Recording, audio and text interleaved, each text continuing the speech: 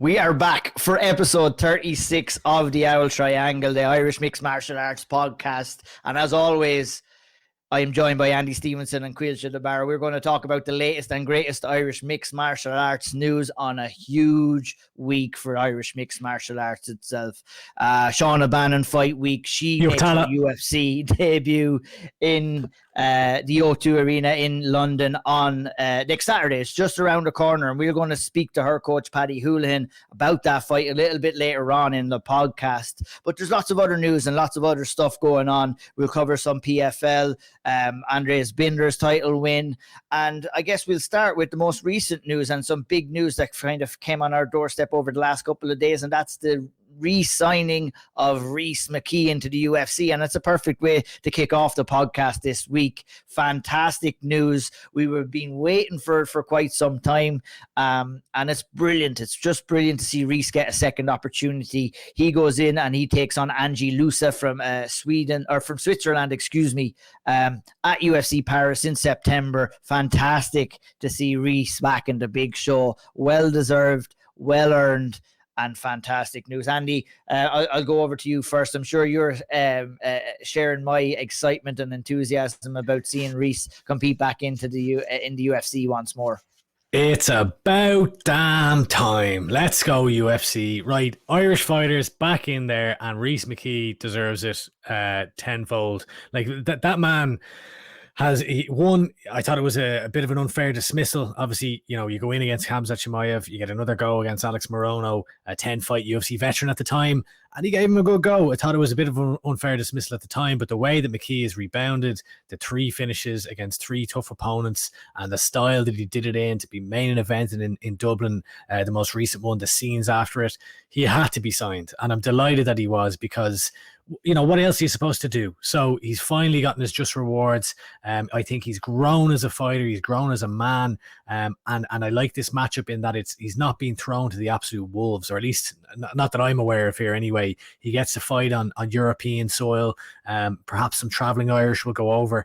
And look, the doorway is back open for Irish fighters into the UFC. So hopefully this is the start of a resurgence of more and more fighters getting in there. Obviously, Shauna Bannon, massive fight this weekend, which we'll talk about later on. Huge fight, and the biggest story for this week in Irish MMA. But the news of Rhys McKee's re-signing caught me off guard a little bit. There was a little bit of talk of him defending his Cage Warriors title.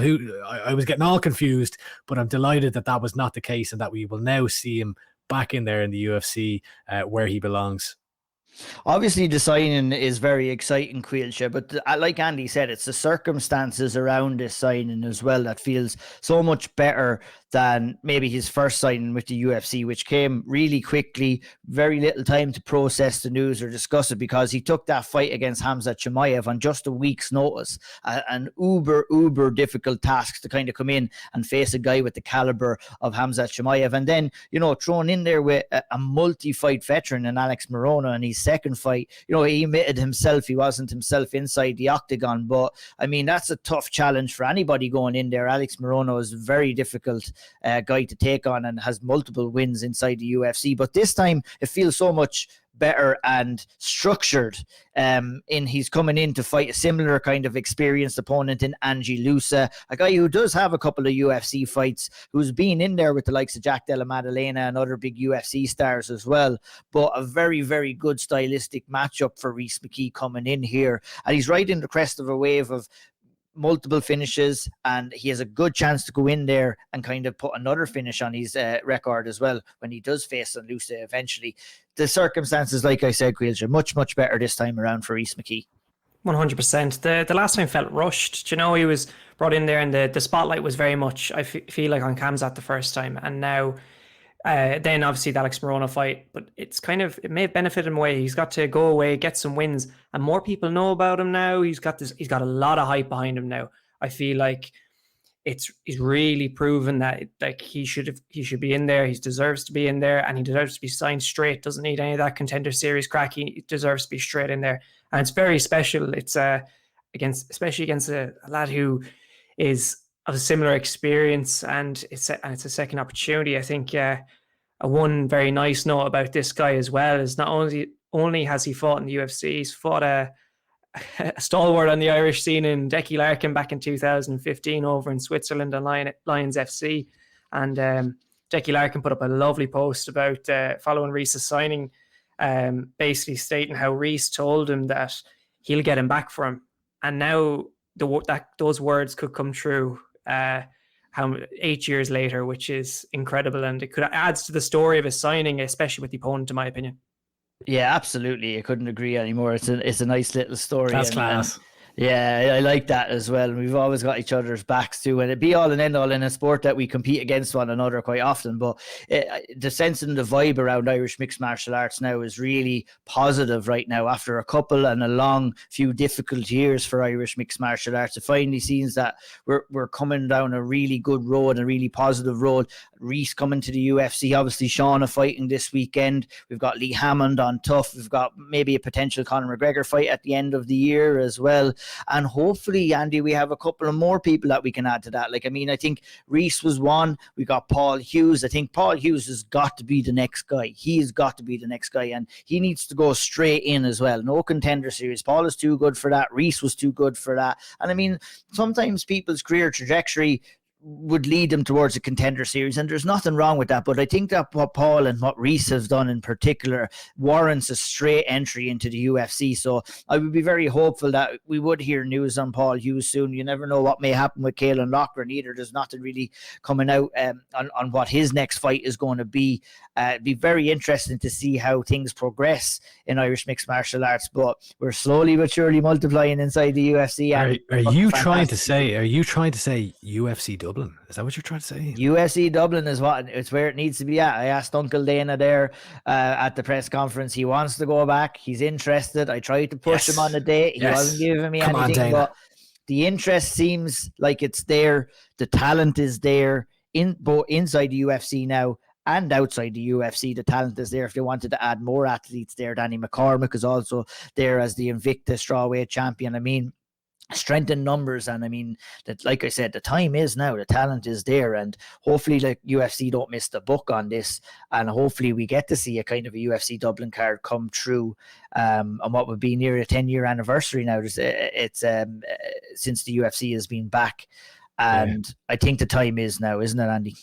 Yeah, 100%. And like to your point, Caoilte, about like the reaction to Rhys McKee's sign, like I saw a huge reaction to Rhys's news online, which is brilliant to see. So it does seem that it's not even just within Irish MMA; it's others outside. Obviously it's Twitter accounts and the internet, so you never know what to expect really. But like there's a big momentum. I feel like Rhys has got momentum coming in here. Shauna Bannon has momentum going into her. Yeah, huge support as well. There's a lot of momentum. I mean, look, plus it has to be mentioned that, you know, both Shauna's fight and Rhys's fight are going to be shown on Virgin Media too. And we'll talk a little bit more about that, like, and what it means. Maybe ahead of Shauna's fight a little bit later on in the podcast, but like big deals, and great to see Virgin Media kind of jump on the mixed martial arts train and help kind of bring like two really kind of fighters that you can attach to, like two like really good fighters in like Rhys, and great personalities in with Shauna and Rhys and Paul coming in as well. You know, we know we've been saying it for the longest time, but you know, you need to capture the imagination of maybe the casual audience or someone who wouldn't have been watching mixed martial arts, and now they're doing exactly that by getting it onto Virgin Media too. So I mean, really positive times for Irish mixed martial arts. Fantastic. Like, Paul is another guy who could fans can get behind him. I see him just today, you know, he's kind of posting about like the Derry football team. Like there's connections all over the country. He's a very likable guy who the whole country could get behind, and a marketable guy. And then we've got Ian Garry. I don't even know if we mentioned Ian Garry, who's obviously got a huge fight coming up, and we could why not bring it back? There's it back. So Paddy many Holohan Irish will tell us why exactly coming through, Andy. So many Irish coming through. We're starting to forget now, which is a good problem to have as well. Could you imagine like Ian Garry headlining the card, let's say against a Wonder Boy next year? Let's go next summer. Or do you know what? Even better, Paddy's Day. Let's go Paddy's Day. I'll come home Paddy's for that Day, Ireland. Ian Garry headlining the card. Rhys McKee, Shauna Bannon, Lee Hammond, Paul Hughes, Gunnar Nelson. Maybe Danny McCormick gets a title defense in the meantime, because that seems to be the trend or the news coming out from Invicta anyway. And you know, and a couple more. Kiefer Crosby is king of the boxing world as of last night. King of boxing, so like, but he's another guy who, you know, huge win over Cowboy Oliveira, and now he's in the headline. So while it's not MMA, you know, his name's getting out there, so maybe I don't know, maybe that can help as well. Like, I mean, the trend is like when, you know, UFC are bringing cards over to Europe, like they will, and we'll see that as well. Obviously, on the UFC London card this weekend coming, you know, you have like a bunch of UK MMA talent on that card as well. And I mean, that's what I'm saying. Like, the time is now, because we do have that level of talent, obviously, with everyone who's been signed to the UFC, but also the level of talent that we have outside of the UFC that could be picked up and put on a Dublin card as well. Really is very positive, as I said, probably 10 times since we started it, but we're buzzing here. We're going to call for UFC Dublin every single episode. Every single episode until that happens. We may even have to do like a fantasy card or some shit like that, and try to get I feel like those it's vibes justified out now. there. Like, I was Mr. Naysayer for a while, being like, no, lads, you're wrong, it's not coming, and now I'm like, actually, fuck that. Oh, it was coming. Yeah, definitely. And yeah, look, very, very positive. But let's move on. Let's move on and talk about something else.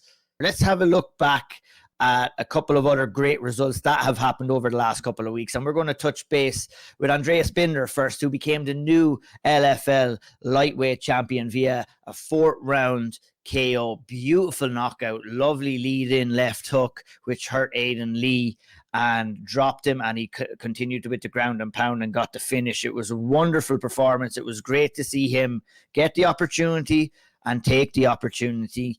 He became the new LFL lightweight champion, and now we'll talk about that fight, but we'll also talk about the next steps. I'll go to you first, Andy, just to give us a quick run through from your perspective of the fight itself. A good performance from Andreas, who kind of started well and stayed building into the fight, landing good shots, and ultimately got the job done in round 4. It was a really impressive performance, and you know, to go out there, you always want to get a win and get the title, but to also go out there and get a finish and make a statement like that is exactly what you need to do in order to kind of stake your claim to progress into the next stage of your career as well. 100%. I thought it was the best performance of Binder's career, and right when he needed it. You know, it was the biggest moment in his professional career as far as fighting for a European title over in Amsterdam on LFL, and against a guy who's been in there with really, really formidable opponents. You know, Aidan Lee, a checky enough record, he's, you know, a winning record, but still, he's been in there with, he's seen a lot of different styles. He's fought some of the best out there on the world stage even, and for Binder to go out there and put on the performance that he did, I thought was very impressive. It was, for large portions of the fight, it was I'm not actually sure if a single takedown happened in the entire fight. It was pretty much standing in the pocket and trading the entire time. The first round, if I recall, was quite close. In the second, Binder hit him with a shot that buckled the legs. Now Lee recovered quite well, but I had Andreas, I think it was 2-0 up going into the third. Lee actually came on. You know, it seemed that in the second round, Binder was really growing in confidence and really starting to put the pace on Lee. And it was a weird kind of it was weird circumstance as well, because Lee's coach, Team Renegades head coach Dave Lavelle, was actually commentating on the fight, which was bizarre. But anyway, that's a side point. But it was just interesting to hear. They were kind of, he was telling us like the game plan that they had going in here, so it was kind of, you were able to understand what Lee was doing as you were watching it. But round 3, Lee had a great rebound round. I thought he probably nicked it very, very close round, and then in the 4th, Binder just came out and detonated that left hook, and you know, followed up with the coffin nails. He was calling for Dana to give him the call afterwards. I think there was probably some heightened emotions. He looked like as he was celebrating there as well. Yeah, got a little bit cray after the finish, but when you produce the knockout after that, look, the emotions get the better. I wouldn't lean into. Yeah, you wouldn't lean into it that much. Like, Andreas, a real nice fella, real genuine fella, you know, and you can kind of, you got that from the interview that you did with him, Andy, before that, you know. So you couldn't but want that guy to be successful. And Caoilte, look, talking about the next steps as well, moving on, you're the LFL champion now. you've a Bellator show coming up in September in Ireland. You've got another PFL show coming up in December in Ireland. I mean, we're talking along the lines of those next steps for a guy like Andreas Binder now, who's went out there and proved that he's ready for it. And that should be the next steps for him, really, shouldn't it? Surely. Like, he's calling for the UFC. So if that's the case, I'd love to see him get a 1-fight deal in one of these promotions, and then they have another hometown fighter like on the card that can sell tickets, and it gives him an opportunity to fight in the 3 Arena. That'd be unbelievable if he was competing either Bellator or PFL later in the year, and then even decide after that if he wants to sign with one of them if the opportunity arose. He's more than ready for it, especially beating the likes of Aidan Lee, who's competed against some of the best in the world, as Andy already mentioned. So it seems like the inevitable step, unless a Contender Series opportunity comes along, which may not be out of the realms of possibility given some of the athletes signed to the Contender Series and that win for him as well. So yeah, he's put himself in a really good position with a really good record, and it's very, very exciting and promising times for him now. Yeah, and of course, Andy, UFC is not out of the equation whatsoever. But I mean, I think the path, like we've talked about maybe at the start here as well, the path to get there is not as easy, I guess, as before. With Andreas, you would have the Contender Series. I'm not sure I don't know whether he's going to get signed straight up off that basically is what I'm trying to say, and there's nothing wrong with that. Maybe he needs a kind of another couple of fights within PFL, within Bellator. I kind of like that kind of route for him as well, to get another couple of notches. Like, I would say the Contender Series, but I'm thinking that the Contender Series this season is pretty much already matched up, if I'm not mistaken. But there may be opportunities with fighters falling out or everything like that, so you never really and truly know. What would you like to see for Andreas next? Yeah, look, I think if there is an opportunity to go on the Contender Series, and I usually hate the Contender Series, I actually think he should take it 100%. I think that when you're fighting in a promotion like LFL, it's not one of the more established ones that the likes of a Cage Warriors, etc., on the European scene. Now, that being said, to go in and do that to Aidan Lee, I think is very, very significant. And look, I think Binder showed in that fight he can bang, he can put lads out. Like the knockout, it was even just looking at, say, like the social numbers that like some of the clips and stuff did, it was significant. And I think it's a type of performance that'll take notice, or like the matchmakers in the UFC will take notice of. But I could see them being like, right, let's stick him in the Contender Series. So I think that would be I mean, look, the ideal scenario is straight into the UFC. It's becoming few and far between, but hopefully, if you can get that, great. But I would say you're looking ideal scenario here most likely would be the Contender Series, in my opinion. He's called for a 1-fight deal with Bellator.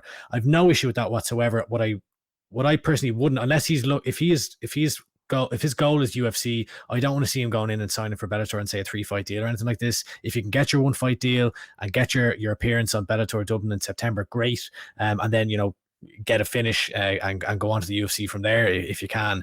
But my only concern would be, I hope something like that wouldn't sidetrack or take away, I guess, from an opportunity at going into the UFC. If the matchmakers would look unkindly on that, I don't know if that would be the case. But either way, whether it's Bellator, PFL, UFC, I really hope it's one of those 3 that we see Andreas Binder next, because he deserves a shot on one of those shows.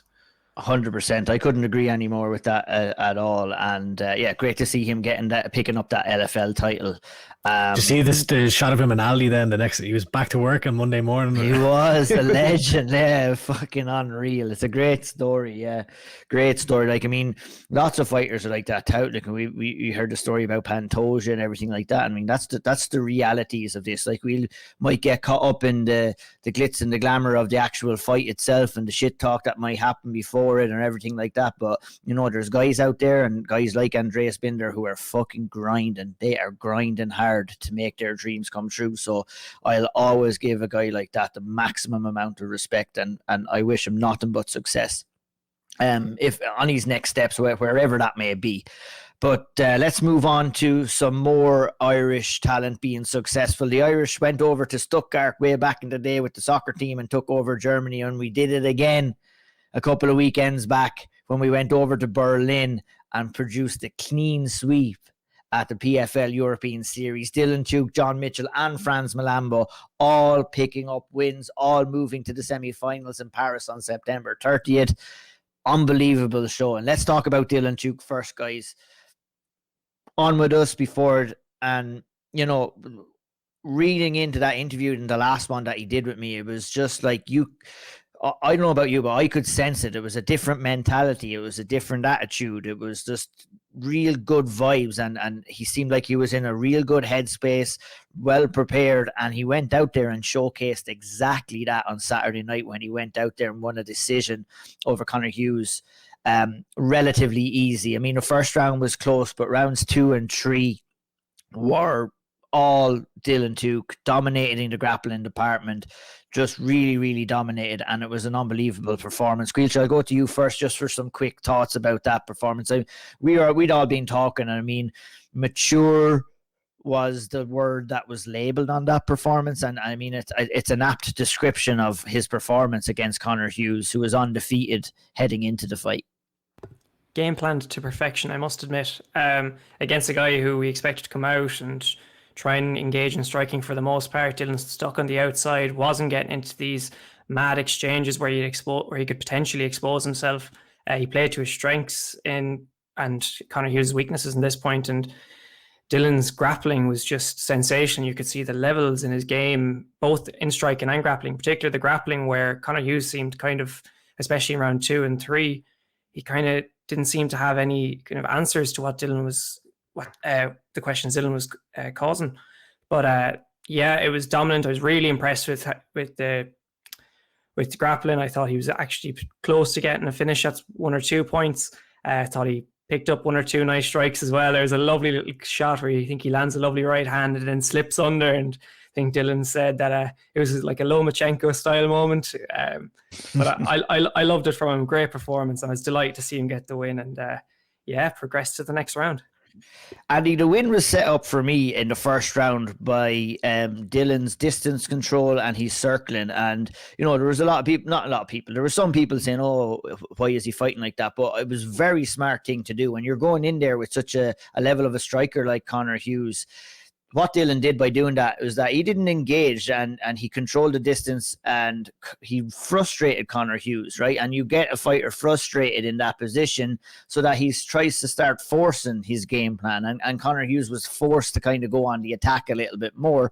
When you force a fighter to go on the attack, you're open to taking shots, but you're also open to get taken down as well. When you're overextending on shots, when you're a bit frustrated that things aren't going your way.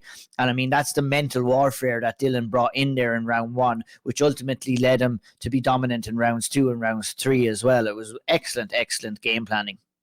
Frustration is absolutely the word. In the lead up to the fight, where Dan Hardy was doing like a sit down between Tuke and Hughes, and they were kind of analysing their skill sets and their grappling. Like, I'm a better striker than you, I'm a better grappler than you, and all this stuff. And Dylan was giving Hughes his credit and saying, look, you've got power. I know you've got power. I know you're a dangerous striker. So when you're going in as Conor Hughes and you want to trade in the pocket and have Dylan just kind of stand in front of you, Dylan completely frustrated him by just saying, nah, you can chase me around this octagon. And in round 1, Hughes was not taking any chances. So he wasn't even trying. He was kind of just following Tuke around the cage. He wasn't trying to cut off the cage. And then Dylan did a brilliant job and a really mature performance of not, the crowd were kind of starting to boo, and he decided, no, I'm just going to keep doing this. And he would lull Hughes into a false sense of security to then out of nowhere snipe in and crack him with a big left hand. So it wasn't like he was just running away the entire time. And we saw what happened in round 2.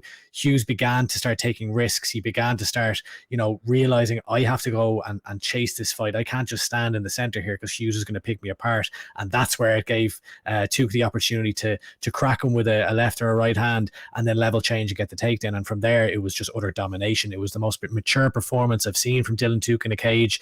I thought it spoke to the work he's been doing over at higher level MMA with Coach James Doolan, and really he's put his hat as one of the front runners here for this tournament and one of the favorites here, where it was probably, looking at the odds going into this one, Hughes was a heavy favorite, and Dylan Tuke showed them that, hang on a second, I'm actually I'm the one to be taken seriously here, and I'm the one that the bookies should be keeping their eyes on. Absolutely, yeah, great performance. Dylan taking that fight by unanimous decision. He moves on to the semi-finals to take on Jacob Kazuba in Paris, like we said, on September 30th. And we'll keep in the lightweight division because John Mitchell is going to join him in that semi-finals as well. He went out and beat Gaisam Darush by very impressive display from John Mitchell here as well. I believe in his last fight, guys, he was labelled an Irish national wrestling champion, and he came out to try and kind of keep that moniker this fight as well. Lash the singlet on. Lashed the singlet on, got the job done, and really good mature performance as well. Like for me, guys, with John, it seems that he's engrossed himself into his grappling. We know how good of a striker he is. Like, I mean, he cut his teeth in Muay Thai world, and really, really great striker too. Ever since he's gone out there and he lost that one fight by submission, by guillotine, he seems to have engrossed himself into his grappling, and it's really shown when it's going out there. And, with this new wrinkle, not saying that he didn't have it before, but when you're focusing that extra time and attention on it, it really shows, and he's leveled up his game too. Whereas that if anyone had not watched him before, you would think that he was a grapple heavy kind of a stylistic fighter, but they're going to be very surprised as they get to see more and more of John Mitchell, that when they do see him open up on the feet, that he's actually very dangerous there as well. Well, I'll go to you first, Andy. I mean, a really good performance here from John Mitchell, who, you could almost label this a mature performance as well. A guy who's learned from a mistake of getting caught in a submission, and, is relying and not afraid to go towards his grappling again and to try and make improvements. And, he got the job done in very impressive fashion on Saturday, the last Saturday night, and when it happened as well, hey? Yeah, I agree. And like, I think, when he got to those positions, he was landing damage. At first, there was a lot of kind of control time and maybe wasn't getting the damage off. But as the fight progressed, he really put a stamp on it. And look, we're in a tournament format here where you're going to be fighting in another couple of months. So all that really matters is you just go out there and you get a win and you move on to the next one and you get a win and you win that one again and you win $100,000. So like, that's really all you need. And as you said, if you're John Mitchell and you've got all of your soon-to-be competitors looking at you fighting and you're wrestling for 15 minutes essentially, then that's what they're going to be game planning for. And all of a sudden you come out and you're able to start displaying your striking. They will and they won't in a way. It's like you can try and lead someone down a false sense of security, but if everyone is doing their homework correctly, they should know. But what it does do is that it does make the game, like, when you're trying to game plan, it will make it more difficult, because is John going to come in and strike, or is he going to want to come in and wrestle? And, you're going to have to try and balance your camp around that as well, which is, it shows the importance of being as well-rounded as you can, whereas that you can bring in different kind of styles, different game plans. And you know what?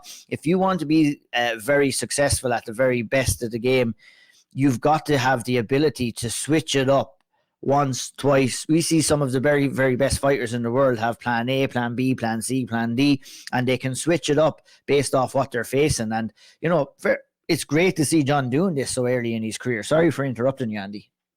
No, absolutely. I agree. And look, he's taken on, I'm forgetting the guy's name now, the Latvian fighter.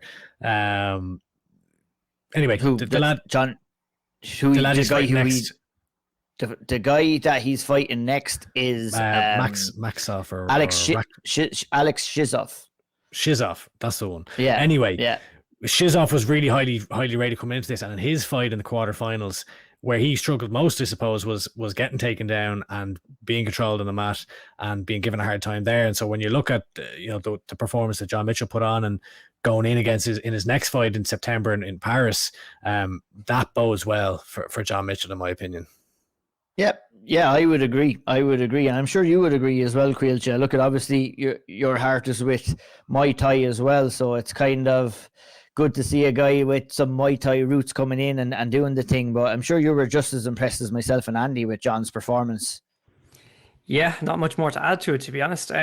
He was smart not to stay striking. Like we know how good he is on the feet, but there's a big risk in staying standing and trying to strike with a guy who's so high level, especially when he gets an opportunity to kind of display that grappling ability that he's clearly has, and maybe lean into that amateur wrestling champion kind of accolade he was randomly given. But look, what I really liked about him on the ground was the activity as well. He wasn't holding position. He wasn't just accepting it. He was just he was trying to land damage, and he was really putting it on him at times as well, mixing up the strikes, and he was scoring, and that was the main thing. That was the difference as well. Like, no one could say it was a case that he was just trying to grind out a decision. He was actively trying to score on the ground and land those big strikes. So massive credit to him. And it kind of might line up a big opportunity in Paris, that if him and Dylan win, that they could be facing off ahead of $100,000.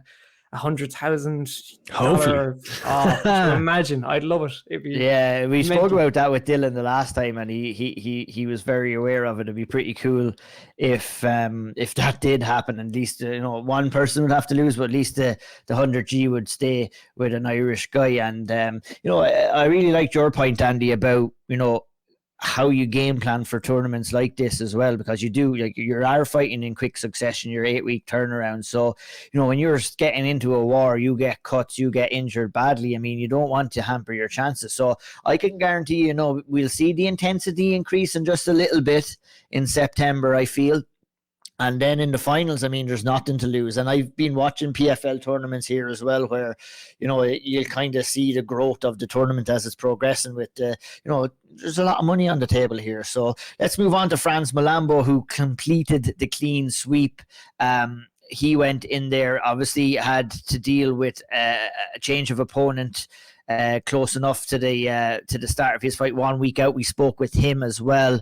He went down there and beat Rashid Haas by unanimous decision.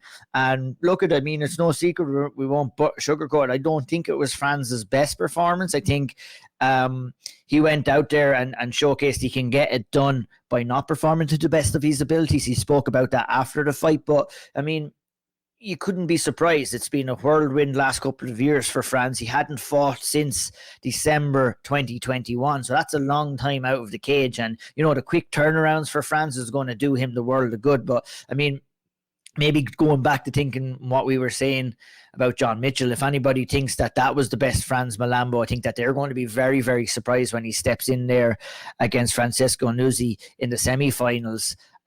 But nonetheless, he went out there, he hurt Haas on occasion, got off some of his shots. Admittedly, he said he was a little bit rusty, but that's understandable, Andy, going in there after such a long layoff. Yeah, and I mean, like, if to go in there and not have your best night at the office while still showing just how absolutely dangerous you are. Like, he had Haas in a bad way in the second round. He hurt him, and then the third one when he was kind of coming down from throwing a shot, and he landed that shot in the chin that just crumpled him like a deck chair. He almost sent him flying out of the cage with that one. It was crazy. That was I'm shocked that he kept going after that, to be honest. But like, to go out there and put on not your best performance, but still showing just how dangerous you are, I think is a positive sign at the same time. And look, I mean, it was a really fun fight to watch. Like, it was hectic. So from an onlooker's point of view, I've thoroughly enjoyed it. But look, still a solid win for Frans. Bit of a weird one, I have to say. I don't know, and just as an aside point, and to show that we're not fully Irish biased here, this whole like double punishment, I think it's great that PFL are punishing for missing the weight, but the fighters they're kind of double punished, where you miss the weight, you're fighting a point down, but then if it's a draw, you lose. And I get it. I think it should be favoring the fighter who made the weight, but it's a tough ask. Like, you can't lose a single round, otherwise you're out of the competition basically. Yeah, well, I guess the easy solution to that.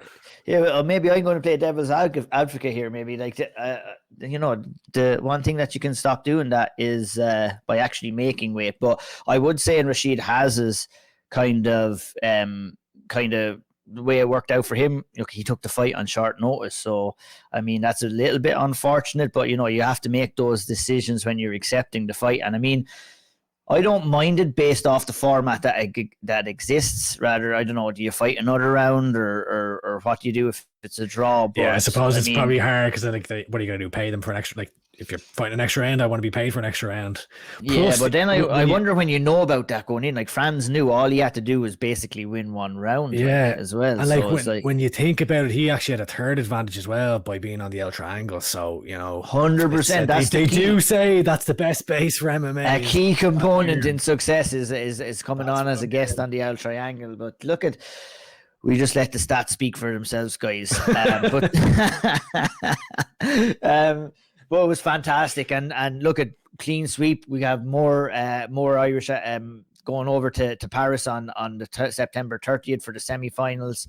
Really exciting times, and the success continues. And we go a little bit closer to home with Henry Fadipe, who went in and fought Christian Kazubowski, who fought for the welterweight title back at KSW 49. Former title challenger, went in to this fight as the favorite. Hercules Fadipe come in as the underdog, and he got the win, got the unanimous decision win. A very, very good performance from him.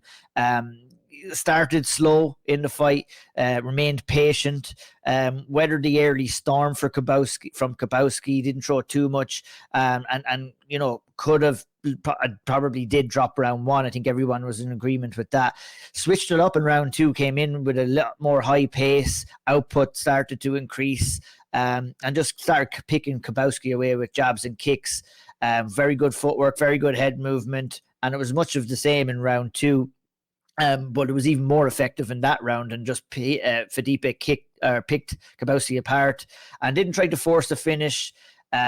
Very good performance, patient and intelligent, and you know, it's a big win for Fadipe. Obviously, coming back off that loss, he's back in the win column against the former title challenger, and you know, I've been quite enjoying his his KSW tenure so far. It's good to have him over there, and you could save your life on the beach too if that promo is anything to go by as well. If you're drowning, it was brilliant promo. I mean, that was unreal.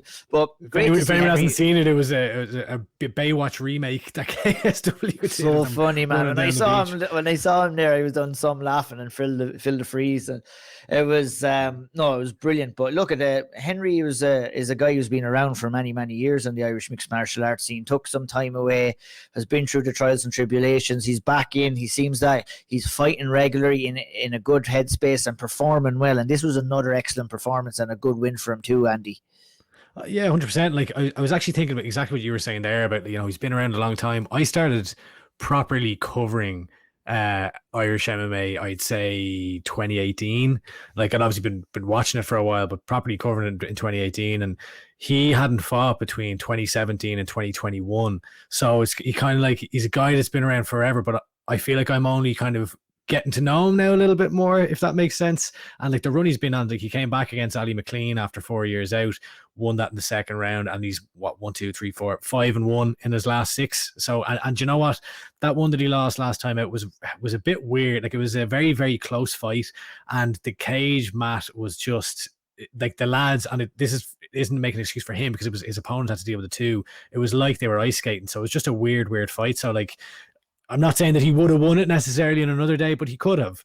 So, and look, going in here fighting a guy who I think is ranked 6th in the division in KSW. So we could see, you know, we could see Henry Fadipe with a couple more wins, potentially fighting for a title even here in KSW, which is brilliant. And it's brilliant for Phantom MMA as well, who are a gym that don't really get the plaudits that a lot of the gyms do, and probably don't get the shine that a lot of gyms do. So fair play to Fadipe, and congratulations to the guys over in Phantom MMA too.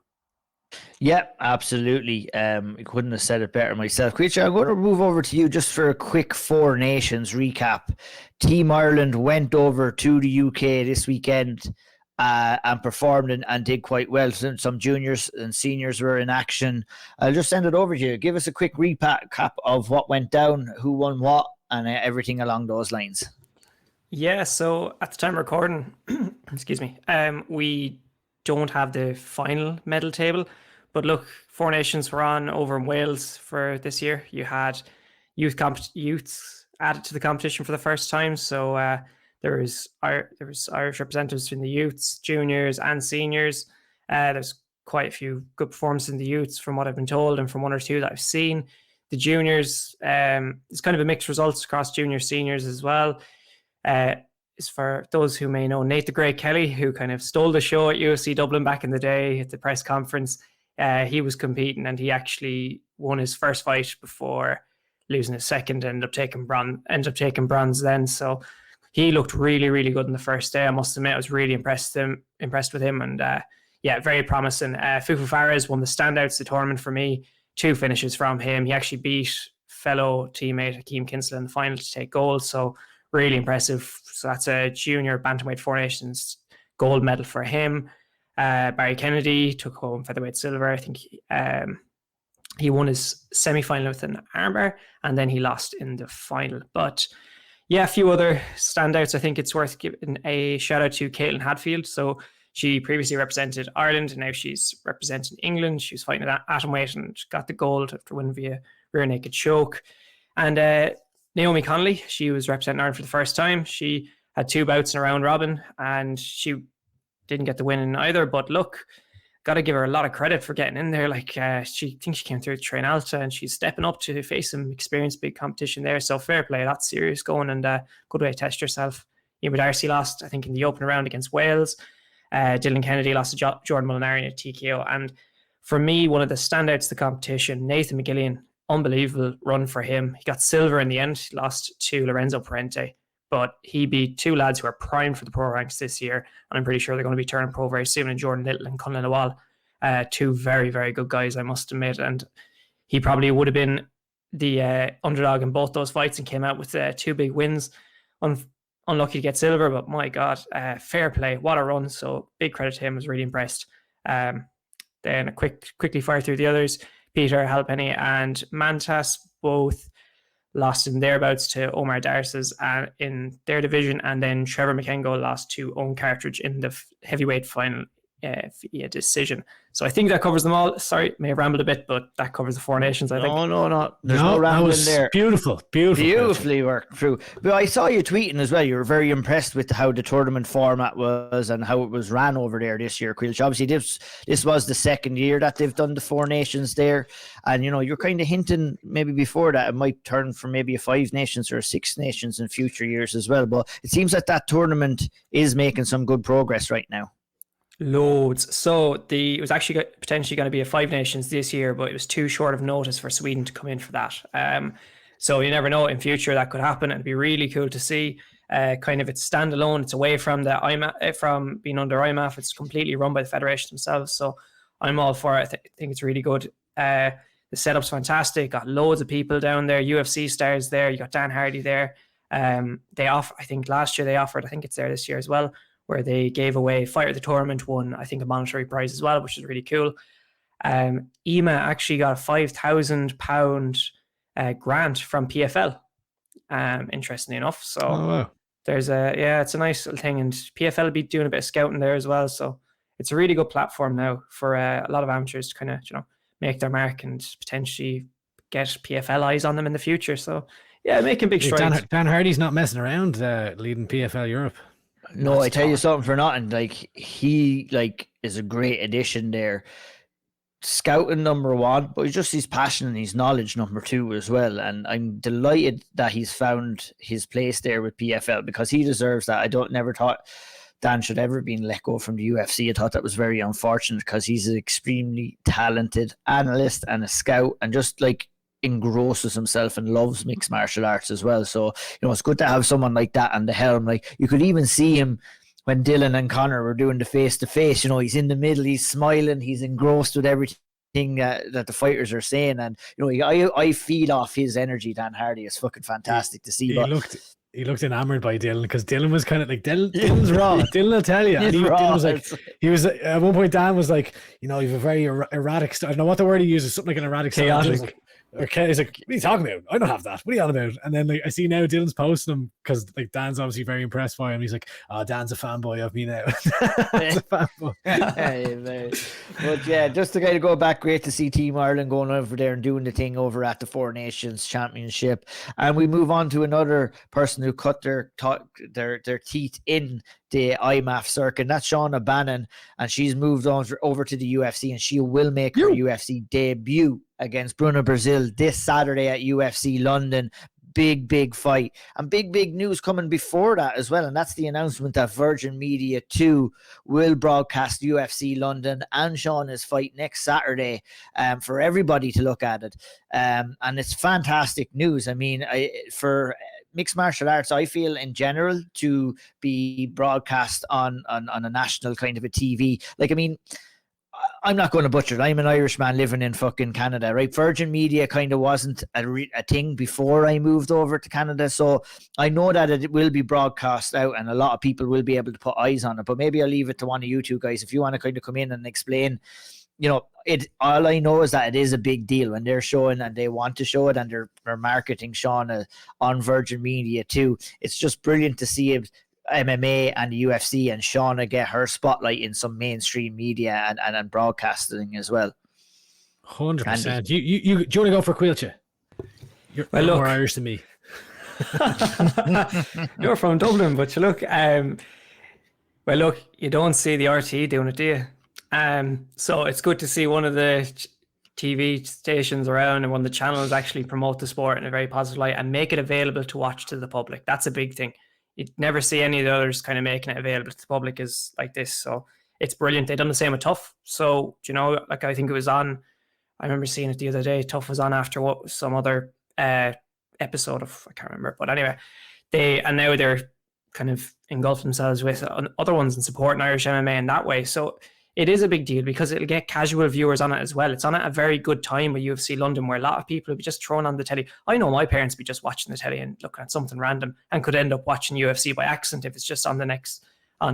So good for casual viewership and potentially getting a lot more people involved and behind her as well. If we see Irish fans watching telly and they see, oh, there's an Irish girl fighting, let's see how she gets on. Just builds that fan base even more and gets more people behind the sport, and they might even have a better opinion on the sport than a lot of people already do, which is a big part of it as well. Yeah, well, I mean, it's about the representation too of this of who you are, and Shauna is about as good as a representative for mixed martial arts with her story, with her background, the way she carries herself, being a single mother, trying to balance being a mother with fighting as well. I mean, it's tailor-made for people to latch onto and to follow and support. And the support has been tremendous, Andy, for Shauna. And it's like what Caoilte said, even my mother and father, I've been lucky enough to speak with Shauna a couple of times, and obviously my mum and dad would be watching and they're saying, oh, let me know how we can watch the fight now. And I was like, how will I do it? Because it'll be on Fight Pass and I want to watch it. And maybe I'll just give them my Fight Pass details to watch it after. But now we don't have to worry. Allegedly did use the dodgy box, but look at they don't have to worry about that now, Andy, because it's on Virgin Media too. They can just tune in there and watch it at 5:00 next Saturday. 100%. Like, this is groundbreaking. I've been hesitant to officially put it out there because I've been trying to figure out the history, I suppose, of broadcasting in Ireland when it comes to MMA. But to my knowledge, I think this is the first time the UFC has ever been on free-to-air, terrestrial TV, one of the core channels that every single household in Ireland can access for free. So, it was on Setanta back in the day, but I think you had to go through an Air Sport package or something like that. I went searching for it. I think TV3 did TV3 do a replay of was it Conor McGregor fighting? No, I don't know if it was live. Right. But I thought TV3 did something once before, and obviously we had the history with the lads' documentary, The Notorious, which broadcasted on it, but it wasn't along the lines of fighting or streaming fights live or broadcasting fights live. So I mean, it is groundbreaking in certain terms, and it's a good time I think for with what's going on in Irish mixed martial arts right now. It's a good time, and I mean, hopefully they branch out more. There's PFL they could be looking at trying to get a PFL deal sorted out as well. I commend Virgin Media a lot because 100%. It's unreal to see like mixed martial arts going in there in prime time slots on the national broadcaster, kind of. Not a national broadcaster, but something that's going to they're not the national broadcaster, but like they're national. They've national coverage though. Yeah. So what, as you said there, we're talking about the other promotions. Like, it's really positive to me to see that they are this really caught me by surprise, because you think of Virgin Media, you think of Bellator. So they have a broadcasting partnership with Bellator. So it's like, well, maybe they won't do, maybe they won't put the UFC on because of that. But no, they've gone ahead here. And I was actually chatting to someone in Virgin Media. Now, I don't know how close exactly they are to the situation, but essentially the vibe is that, look, they see this groundswell. They see the likes of, the fact that Lee and Connor and Tough and Ian Gary is having tremendous success in the UFC. And they've been looking at this for a bit to put this on. And then just, you've got Shauna Bannon, who is, as you said, incredibly marketable and could easily be the leading flag bearer. If she has success in the UFC, her story is anyone in the country can latch onto it. Like, she's so relatable to so many people in the country. And I think that it's just brilliant. And then not only so she's the first one to be on, like, her UFC debut. What a time for them to debut it. And then the second event they have, we hear the news that it's going out, they're going to broadcast UFC Paris. And then, like, 12 hours later, 24 hours later, we hear Rhys McKee is going to be making his UFC debut. So this, like, the stars are aligning perfectly with this. It's fantastic. It's brilliant. It really is. And, things are starting to get real for Shauna Bannon now. We've been following her career for many, many years, and, it's progressed quite quickly to where it's at. But there's something, like, from someone who kind of experienced the full Conor McGregor arc, right? There's something feels different about this time as well. With the type of person Shauna is, with her skill set as a fighter, and the backing that she is getting from, number one, obviously getting signed to the UFC, to the TV rights deals as well. Obviously, we're going to have to talk about the fight itself. It will all mean nothing if you don't go in there and perform. And she goes in there against Bruna Brazil.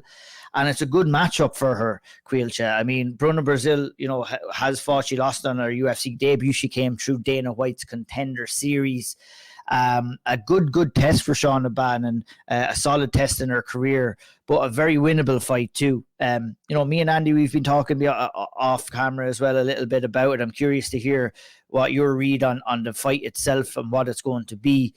I think, maybe to simplify my breakdown, and I'll speak with this a little bit more with Harry on the preview, this that will be coming out next week on UFC London. We'll also do a live stream on the night of, we're doing a live watch along of UFC London as well, which we'll try and break it down a bit more there. But my quick read, enough plugs for me, a quick read for me. Bruna Brazil, simply for me, moves back in straight lines with her chin in the air. She circles with her hands down. I feel that when her back is against the cage, if you can push her back to that threshold, that she's available for a body lock takedown inside trip. Denise Gomez took her down multiple times with that body lock inside trip. And we've seen Shauna Bannon do that exact takedown all over the cage before. And, with Shauna's striking background, you have to remember the growth in her grappling as well. So, I mean, it's nice to have that in her back pocket, but she's not playing any secrets here. She's telling us exactly what she wants to do. She wants to go out there and, as she says, kick her straight in the mush, get a second round finish and a bonus from Dana White. Can you see her getting that done, Caoilte? 100%. She'll, I feel like she'll have the crowd behind her. She's coming in with a lot of momentum, and it feels like the style lines up really well with how Shauna fights as well. I feel like she could do it. She could even get the submission in this one as well. I feel like this is prime for her to win. I don't think it's an easy matchup by any means whatsoever. I just mean by prime to win, it's one of those where it's very good fight for her debut, and it's one that she can kind of launch herself forward in the UFC with win. And it's a very kind of, the style-wise, I think it's really a good fight for her. I'm absolutely buzzing for it. Second Irish woman in the UFC. What a way to do it. And you're going to be heading over there just to kind of cover it on fight night as well. So it'll be great to kind of get the sense and feeling from being there as well. And we'll talk about that obviously the next time when we do come on. But, maybe your thoughts on the fight, and, a win here is going to, I feel, just send a rocket ship under the stardom of Shauna Bannon. And it's good to see, we spoke about with Rhys going in there and getting real difficult matchups, and we've seen other UFC fighters from outside of Ireland go in there and get really, really difficult, unrealistic matchups. But this is the perfect matchup at the perfect time for Shauna Bannon, who's just 5-0 in her career. And, at the same time, we can get caught up into the stardom and everything like that, but we're also talking about a developing fighter too. And, stylistic matchups like this, where it will give her a test, but also allow her to develop into her career, is going to be very important for Shauna as well. And I feel, and I'm sure you would agree as well, Andy, it's like the moment is not going to get to her. You always hear about octagon jitters, but I feel that Shauna is a bit of a mentality monster. She has just such a strong way of thinking, a positive approach. and just focuses in on what she needs to do. And she's achieved and broke down many barriers before this now. And now is the chance to go and do it on the big stage. I completely agree. I think that, as you said, like this is a test for her. It's probably arguably the toughest test of her career. As you mentioned, we've gone back and forth where, you know, when I first looked at Bruna Brazil, I watched her Contender Series fight and I was like, geez, this fighter is serious. She's dangerous everywhere. And then you go and you watch her UFC debut and you see, okay, hang on, there's holes here now. And I think the way it'll play out is a really, really entertaining stylistic fight.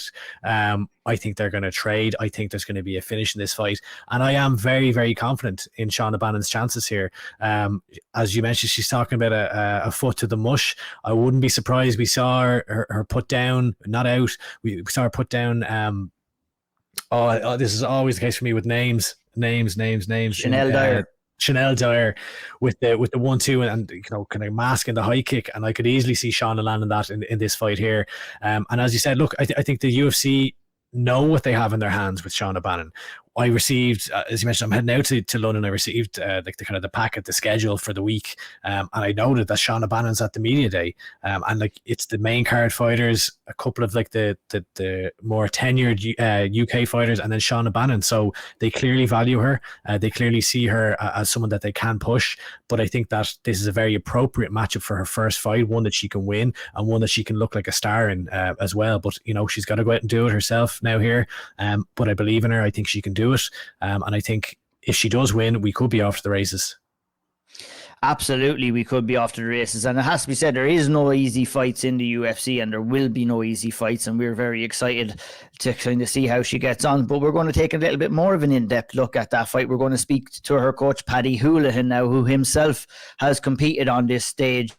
And we're very excited to kind of head on over there and just pick Paddy's brain from a coaching perspective. You know, it's a big occasion for him, obviously, you know, with his gym and team, Hooligan Martial Arts, the first fighter that he will have competing in the UFC as well. So we'll head on over and talk to Paddy Holohan right away, and we'll get his thoughts on Shauna Bannon's fight. We'll be right back after that again. And now we are joined by the head coach of Hooligan Martial Arts, head coach to Shauna Mama B Bannon, who's taking on Bruna Brazil this coming Saturday in her UFC debut. The Hooligan, former UFC flyweight, Irish MMA legend, Paddy Holohan. How are you today, sir? All good. Doing good. Doing Sunday like I do Sundays. And fitting you guys in around it. I'm up in Johnny Fox's here having a bit of dinner. We have to thank you for doing this, and apologies to Chelsea, who's probably been left with the kids now inside in Johnny Fox's while you're outside. I had to bribe them for the last 10 minutes there. I did. Well, look, Paddy, we'll try and not take too much of your time today, but look, we're just a few days out now from Shauna's UFC debut. This is massive. This is a massive fight for Shauna, for the gym, but also for Irish MMA. I think it's brilliant. The second woman ever to compete inside the UFC octagon, obviously after the great Ash Daly. How is she looking? How has the camp been? What's the vibe like? You know, only a few days out from her UFC debut. Yeah, no, it's really good. It's been a kind of a massive team effort as always, from training partners to strength and conditioning coaches to just other experts in fields as well that we have no problem linking in with, because we're still learning in this game, no matter how far and how long we are into it. Like you mentioned Ashland there, so I was proud to be one of Ashland's training partners and corner her in the UFC a good few times, and at Invicta as well. So it's kind of a weird history that's kind of rolling out here as well. And you know yourself, there's fighting is incredible, but it's great when there's a story to it, you know, and a lead up story to it. So Shauna is looking sharp now. It's kind of, I don't know, sometimes fighters sign for a big promotion and then they get this jump. It's kind of like, I don't know, it's in there waiting. It's like I don't know, new confidence or something like that, and she has definitely got that. So she has took this in her stride, and she's been so professional about everything over the last little while. And you don't need to ring Shauna to get Shauna to get out of bed and go training. You know what I mean? Shauna's ringing you. No way. So yeah, no, she's an incredible athlete. Very honoured to work with her. She's dedicated and everything that a coach would want. You know what I mean? Dedicated and coachable. Yeah, I mean, that's brilliant to hear. It sounds like it's almost like, you know, when you're playing games and you get to that next level and you unlock a new attribute or something like that. Is that kind of what you're referring to? I see that she's been over with Molly McCann, and I know the camp has been kind of you know, a bit over in London or a bit over in Liverpool. Obviously, the bulk of it in Tala. How has all that been? She's obviously looking great. Yeah, no, it's been solid. So I'm a firm believer in finding discomfort and rolling around in it. Basically, is what I would say.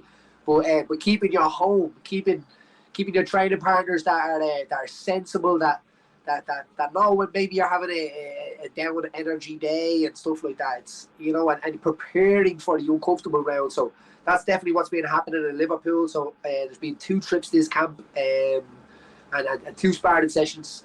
And then we've organised sparring sessions in the gym as well. The bulk of it has been done in Holohan martial arts regarding the skills development and the sharpening of the weapons and stuff. But then definitely the Irish Strength Institute for building the engine, and then Collie Martin is in there as well, and then you have Paul Fogarty on the management now, and yeah, I hate saying names because you know you're going to forget somebody, you know what I mean? But Yeah. But it takes a village to raise a fighter, as they say. Absolutely. I think it's, you know, for me looking in from the outside, it's been beautiful to kind of see the relationship I think that Shauna has with yourself, with Chelsea as well. And you know, while we're at her UFC debut fight week, it's not just, you know, these things don't just kind of come about. It takes a long time, and you've been there with Shauna since the very start. Do you remember when Shauna first came into the gym? Yeah, she was blitzing double-legged. That's what it would be. So Shauna would blitz somebody, they would get hit with about 10 of them in a row consecutively, and then like, fuck that. and double leg, you know. And like, I don't know if you ever seen the Zohan, you know, when he does like fisty up or footsie uppercut or whatever it is. Shauna has that ability. You could be clinching and she kick you in the head, you know, standing beside you, or you think it's a head kick and it's like an axe kick. And even working with Shauna, I've learned an awful lot about even like about kicking myself, and the idea of like not even me kicking, but naming some of these kicks. You know, you'd be like, "What's that kick called?" And she'd be like, "That's called a crescent kick. This is called a," you know, and it's so it's always a learning. It's a skill day every day. It is with Holohan martial arts for everybody. You know, so we're just trying to get as much knowledge as possible and just keep building and building. So it's when you think you know it all that you probably know fuck all. is what my mother would say. Paddy, you know, in your come up through SBG, obviously there was a real brotherhood, there was a real family vibe when you and the rest of the guys broke onto the scene and into the UFC. And, you know, that real family vibe really kind of shines through in Holohan martial arts as well. You know, is that important for you, like, you know, having that trust in the team that you have and really caring and wanting the success of each of your team, obviously as a coach, but the family vibe that you had with the rest of the guys coming up through in SBG, it really has kind of shone through with your kind of coaching and the way that you've structured Holohan martial arts as well. Yeah, to me, when I was coming up, I always said this, I'm serving an apprenticeship. I wanted to be a coach from the start of this, you know, and fighting, being a fighter happened along the way, and being able to get that experience, especially at UFC level, was incredible.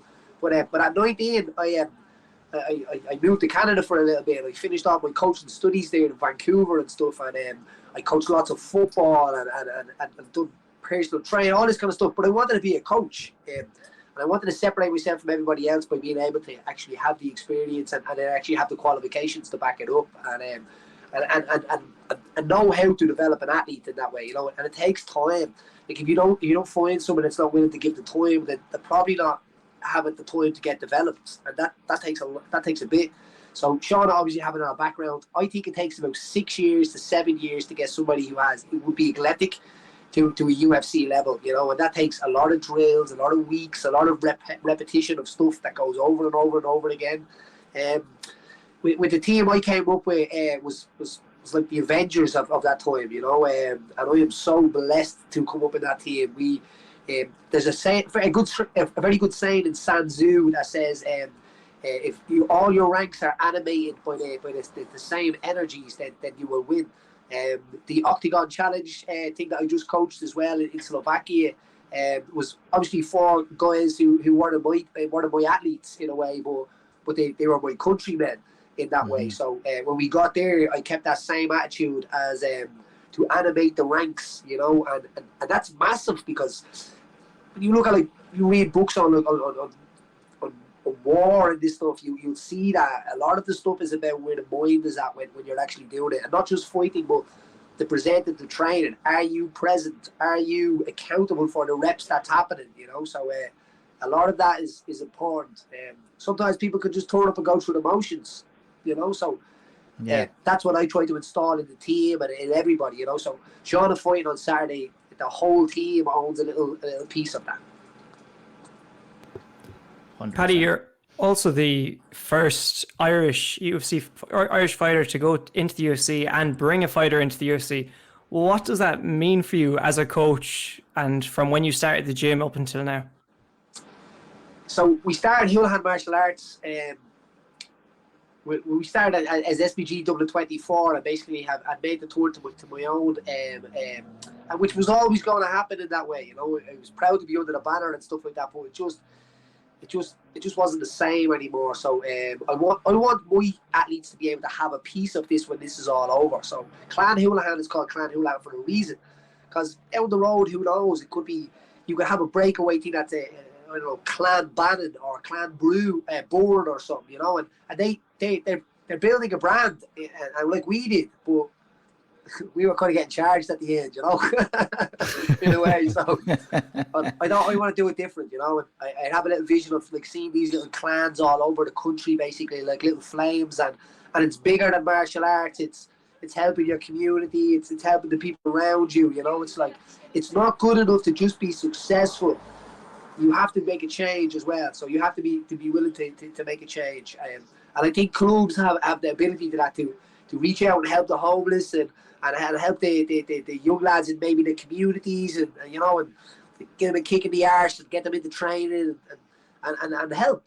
So that's what Clan Holohan is all about. So as I said, 6 years ago we set out on that sail, on that boat ourselves, basically with me and Chelsea and a good few others of us, and it was scary. It was really scary, to be leaving such a thing that I was so passionate about, so honourable too, which would have been the SPG team at that time. You know what I mean?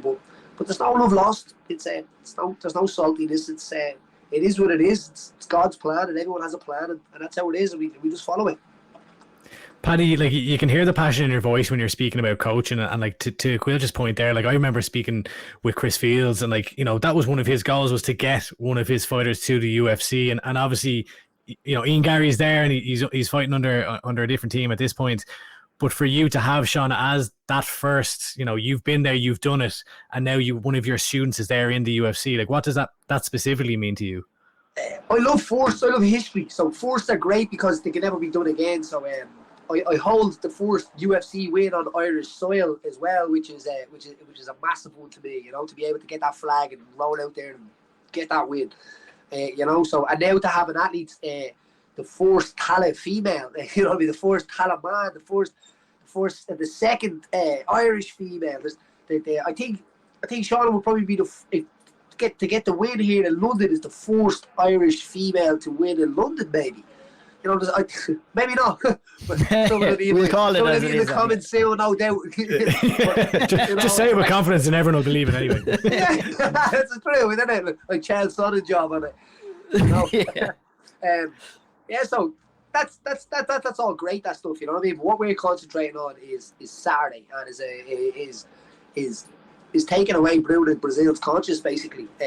Come Saturday, so that's the main aim for this, and then to replan again. And even when I set up the gym, it wasn't a main aim to kind of like get somebody to the UFC and do this and stuff. And what Chris did with Ian was incredible. He created the foundation in him and development, and then whatever happens between there is probably none of my own business. You know what I mean?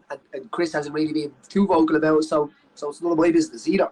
It's none of anybody's business, So to be the first one to get someone across the hill after you went across the hill is it's massive. It really is. It's a pleasure, but it's not the most important thing. The most important thing, getting to the UFC, is one thing, and then actually being able to carve out a groove in there is another.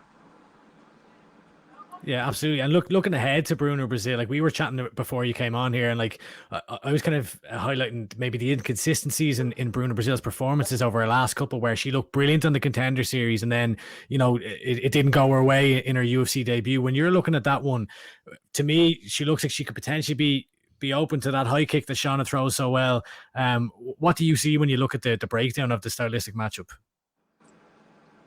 I think she comes in as like a kickboxer, but she's kind of coming in against one of the best kickboxers there is, you know what I mean? Now, and Shauna's grappling is incredible, you know, like you watch a lot of Shauna's fights, Shauna blitzes to the clinch and has no bother being there, and has tricky submissions off her back as well, you know, so Bruna leans a lot on the back leg, and her hands are low on the way back, and she doesn't take an L step going backwards, she kind of goes fully back in the line, and I think that's a bad sus with Shauna. Like Shauna fought is it Chanel, I think it is, Dwyer. Chanel Dyer, yeah. Chanel Dyer has 100 Thai fights. And Shauna with a fake 1-2, the shot we used, fake 1-2, step through, bang, high left here.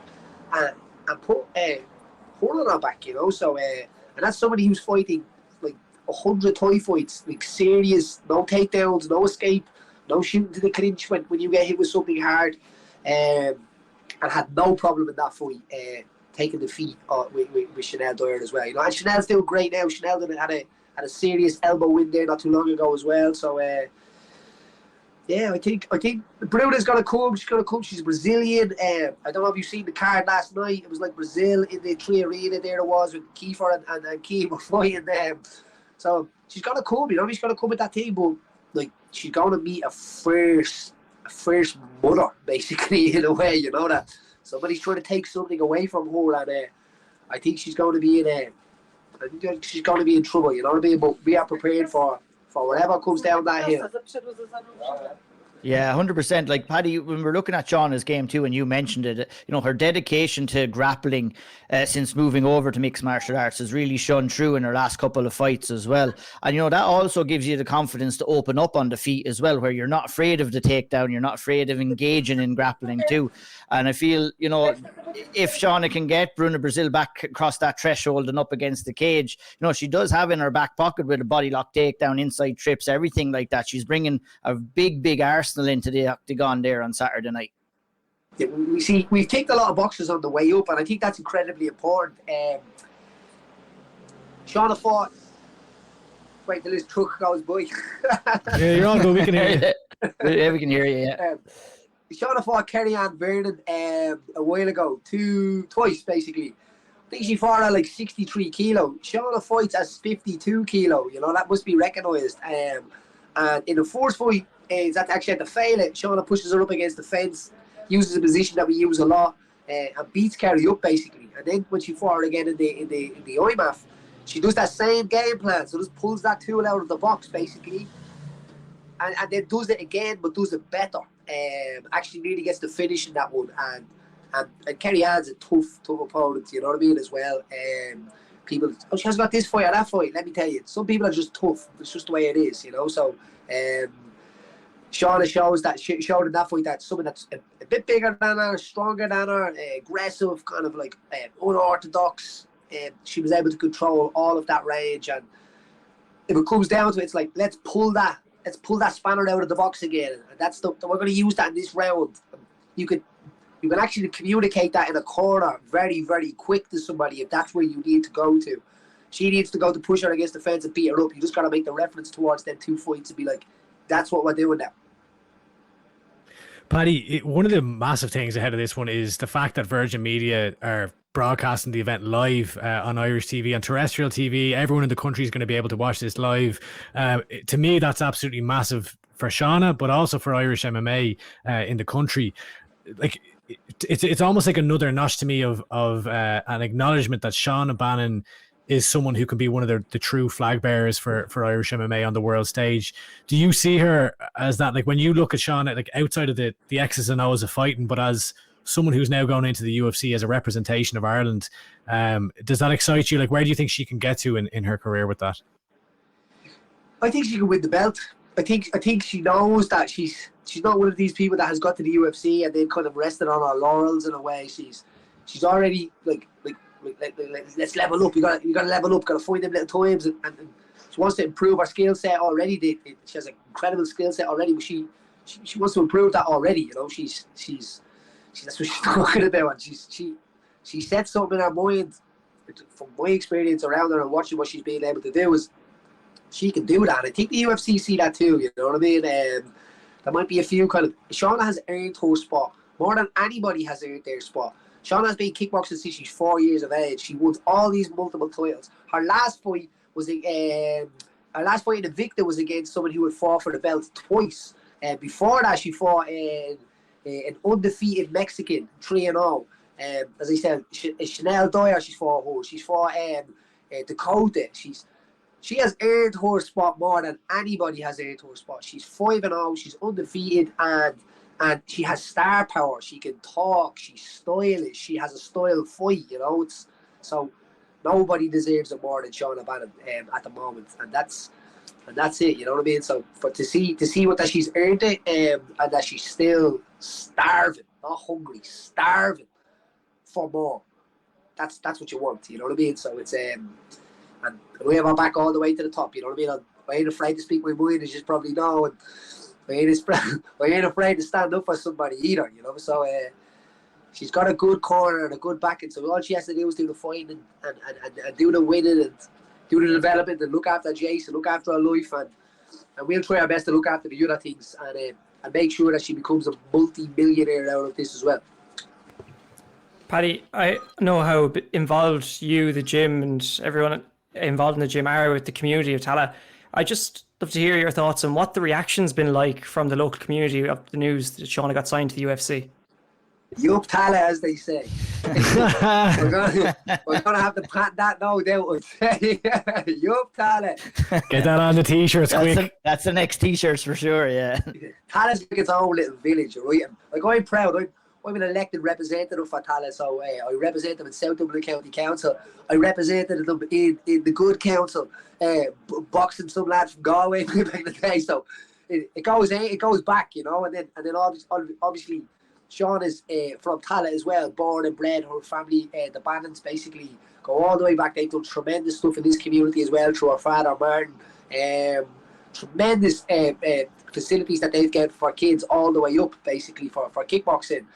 For many years, even when I was a kid, I'd be driving past St. Mark's and Martin would be teaching classes in St. Mark's, and Shauna would have been in there as I would have been driving the SPG, and it's a crazy story, you know what I mean, in that way. And I would have been driving past St. Mark's, which is glass, and you would have been able to see through and see the kickboxing classes going on there. I even brought my own son over there when he was younger to Martin's classes. So when you put them two things together, two massive stones in Tala, you know, because Tala gets a bad name sometimes. People see Tala the word, and I don't know, you know, maybe they need to visit a little bit more and realise that. So I'm a proud Tala man to the end, and Shauna is a yup Tala woman to the end, you know. So is that how Shauna ended up in the gym, Paddy? Was it because she was doing a class, or there was a jiu-jitsu class going on in the gym, was it, or something like that in her dad's gym? It was actually weird because when the whole gym fed, the whole fallout happened basically with me and the gym. So obviously I had retired and we had built this gym on the Belgard Road, and it just wasn't working then, you know. So I just said, I'm just gonna do me, you know. I just want to be me. I was not true to myself if I stayed on this path. So I just went back to my local community centre and pulled the mats out, put the posts up, and teach the kids and teach the adults, and that's what I was doing. And in the evening then I was building Hooligan martial arts, basically. Shauna was after making a move to Taekwondo at that time. I think she was trying to touch the Olympics, and she was training there with Jack Woolley, who was another Tala man who he was an Olympian, you know. So maybe we're the hotbed up here. Who knows? There's something in the water up there in Tala. So we were putting mats out when they were leaving or they were coming in, whatever. And I think she started to see the jiu-jitsu part of it. Funny story is our first MMA class was with Keeper Crosby. Keeper was covering a class for me, basically, in the gym, and I was away, and yeah, so that was her first kind of class. And I think the jiu-jitsu part, I think she wanted to do that for a while, but then when she found it, Shauna Bannon's kind of like addictive personality kicked in, and I was like, I need to do this. I want to go to the UFC. And I remember her even saying that, and I said, all right. That was it. It was as simple as that. Full belief. 100%. Anybody can make it. You can make it, Andy. Anyone can make it. You just, if you're willing to do what it takes, anyone can do anything. I think that's where, like, Shauna's the mental fortitude that she has is exemplary to me. Like, I remember hearing that she was, I think she was right in saying she was pregnant in that Dakota Dacheva fight, and she didn't know yet. And then, like, you know, to be staring your career down, be like, I don't know what's happening next. And like, one of the most impressive things of her career to me so far has been that stretch after she came back as an amateur, when she went 5-0, won the World Cup in the IMMAFs, and capped off her amateur career with that incredible performance against Chanel Dyer. Like, do you remember having conversations with her in that time off? Like, what was, because she seems to just come back with this mental fortitude that was like, nothing is getting in my way and nobody is getting in my way. And she's talked a lot of times about how she bangs down your door and wrecks your head at all hours of the day and night with questions and stuff. Like, do you remember her, I guess, her approach to returning to MMA during that time after having Jace? Well, it couldn't be the better time. That was my first answer. I was like, well, it can't be a better time, Shauna. That's being straight. Like, all the gyms are closed, the whole world is closed, nothing's happening. So if it was ever going to happen, it's like it was a sign from whatever you believe in. That's it. Shauna has always been an extremely motivated person. And anybody who has a kid will know what I'm talking about here. There is no motivation like your children. When your child is handed to you in that, I was going to say in that womb, I meant the kiln, from the womb in the kiln to your hands, basically. It's unreal. I remember the moment that happened to me still. I was only 19, and I knew at that moment, I was like, okay, I'm going to do something now, because it just gives you this unwavering energy. And I remember saying that to Shauna, your motivation that you have now, you think you have, wait until you see when this baby comes.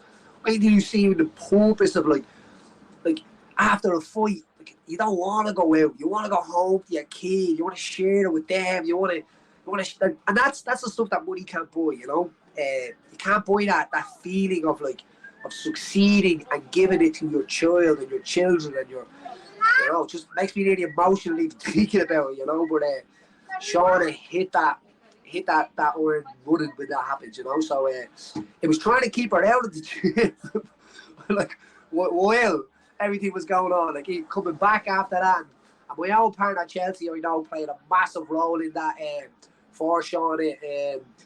With things like breastfeeding and stuff that we're probably not too good at, lads. And, you know, and so, and Chelsea, I owe a lot to Chelsea for that as well, because I think I had a baby and I left for Kansas City 2 weeks later after our youngest Caoilte, you know, and I know Shauna appreciates all of that stuff as well, which is great, you know what I mean? It's not just taking.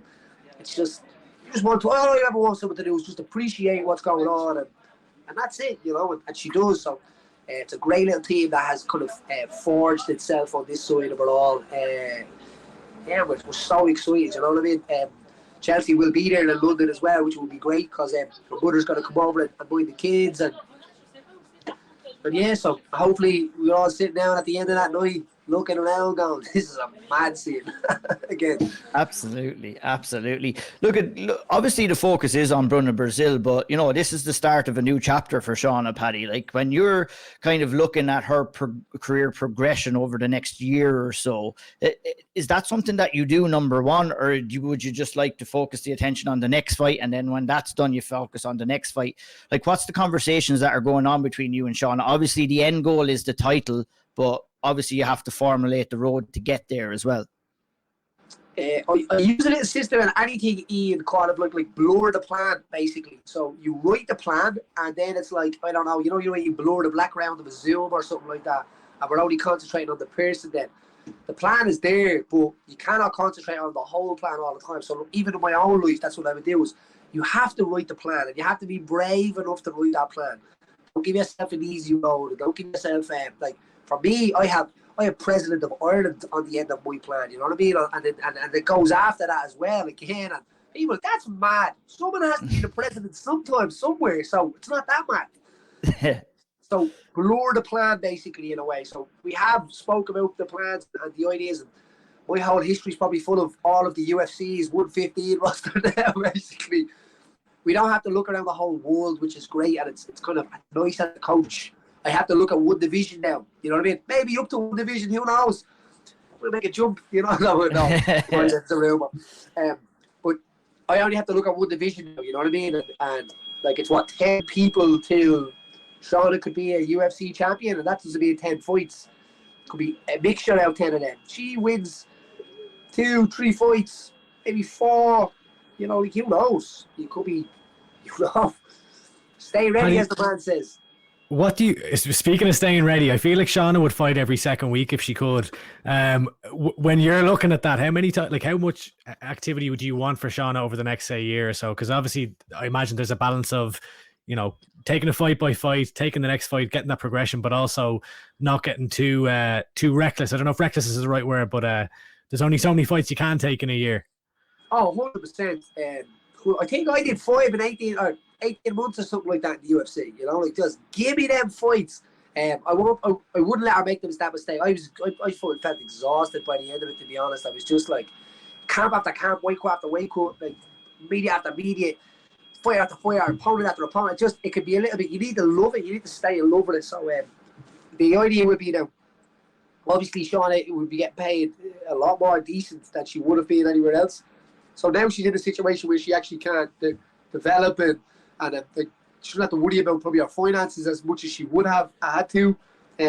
Camps aren't costing all the money anymore because she'll have a lot of sponsors coming on board, and any sponsors that's looking up to get on board now, this is the time. I'm telling you.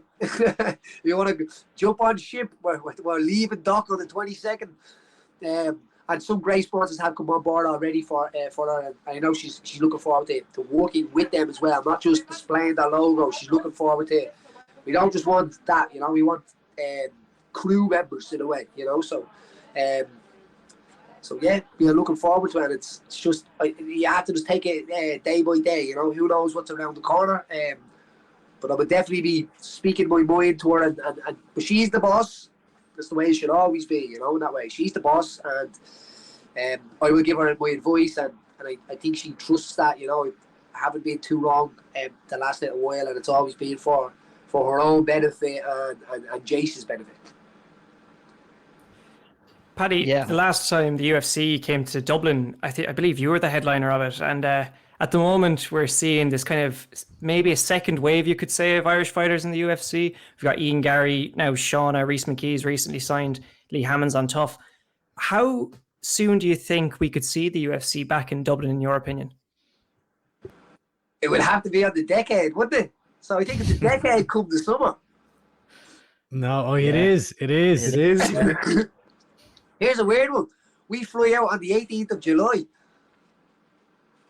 UFC Dublin was the 18th of July. That's July mad. as well. That's crazy. Like, think of the odds of that. 365 to 1 or something like that. And then you add the years, and you're talking astronomical odds. Like, does that give you kind of an extra boost, does it? Oh, well, it's like, I don't know, like, there's these little things around you, and if you don't recognise them, you're just in denial, you know what I mean? There's something bigger than us all, and I'm not talking like God here or whatever. It's just wherever but there's something bigger than everybody and all of us, you know. And if you refuse to recognise it, well, then you cannot benefit from it, you know. I'm not into like lucky hats and lucky stuff like that, but when some stuff comes and slaps you in the face and says, "Listen, you either recognise that as a sign or you don't," and like, the chances of us flying out 2 people from Tallaght, the chances are astronomical when you put a lot of it. If you put that into a bet of ever happening, like 2 people from Tallaght, 1 person for the UFC, a second woman fighting. Do you know what I'm saying? In a way, 365 days in a year. How many years? 10 years in the difference. Yeah, it is. It's cool. It's cool. And look, I feel like since then, it's been 10 years. Ever since then, it's just been at every second opportunity, people trying to compare, including ourselves, being like, is this the next wave? Is this the next wave? Is this the second coming? But I do feel like lately, there's a lot more momentum behind fighters. When you look at Lee, you look at Shauna, Ian, Gary, Rhys McKee just getting signed again, Paul Hughes on the precipice. You know, obviously the lads fighting Kingpin boxing last night, making heaps of money. Kiefer could be in the UFC with a bit of luck as well. And, you know, do you feel like there is a bit of a groundswell at the moment? Are we actually at the second wave? I think so. I think see, Jordan. I think Jordan kind of in any sport they've kind of been looking at what sometimes there might be a little bit of a like a hangover on after like a big pinnacle, basically the first time you made to the UFC, and then obviously Conor the general leading everybody up that hill. You know what I mean? And then and then them willing like combatants, if you must, Colin Pendrit, myself, and then all the lads, Ashley, the girls as well, Ashley, and there's like sometimes after that it might seem easy, or it might seem easier in a way, but it's not. But I think now the little generation just before that generation is starting to like Lee Hammond would be a great example of it. Is starting to just they see that happen, like so. Say even James Gallagher, who's done great. I got James Gallagher to do my corner in Dublin, to walk out in Dublin for the UFC, because I wanted him to see it. I knew he was a young lad and he was just about to smash through the doors. And I had Tommy Martin do my corner. I had Richie Smullen do my corner. I just spread it with them lads because I knew, like, let's grab it, let's go together, you know what I mean? And someday that they would be walking out and they'd be able to probably use it for their own benefit. So, yeah, maybe we're here again, I remember P.T. Carroll nearly crying on my shoulder. It's never going to happen again. It is, P.T. It is. Trust me.